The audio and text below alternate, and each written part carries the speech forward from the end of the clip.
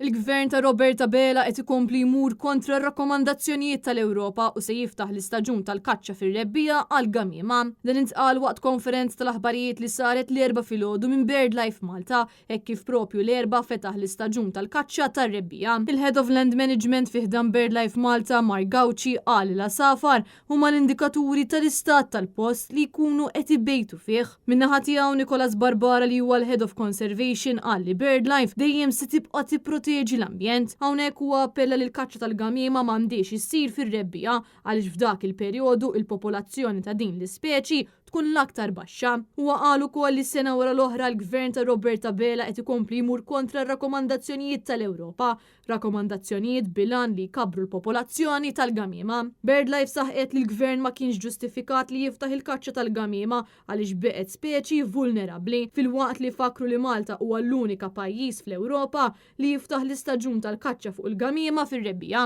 F'kummenti ma' Net News Nicolas Barbara tkellem fuq l-importanza li nipproteġu din l-ispeċi għaliex jekk pajjiżna se jibqa' jinjora r-rakkomandazzjonijiet, il-gamiema se tispiċċa istinta. Nitkellmu fuq speċi li sfortunatament mid-2015 li law ġiet klassifikata bħala vulnerabbli. Tfisser li qiegħda f'riskju ta' estinzjoni. Tfisser ukoll illi skont data xjentifika illi hija ġġornata anke sakemm irċevejna sa April, qiegħda turi li sfortunatament fuq ir-rotta illi tikkonċerna l-Malta dik li ngħidu Central Eastern Flyway din l-ispeċi baqgħet tonqos u tonqos iktar.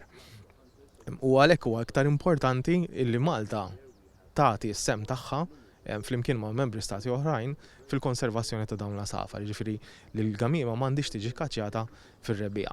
Sfortunatament kif kellna issa u kif ġie ddikjarat, l-istaġun tal-gamiema se jinfetaħ xorta u se jkunu qegħdin jinqatlu asafar illi hemm l-efforts kollha ta' konservazzjoni fuqhom biex dawn jerġgħu jkattru l-ispeċi fl-Ewropa.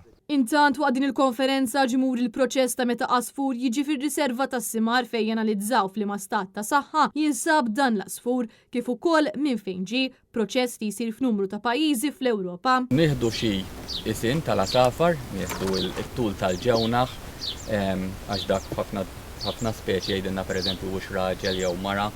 Nieħdu il-xaħam, l-ammont ta' xaħam li l-asfur ikollu għax dan huwa asfur tal-passa.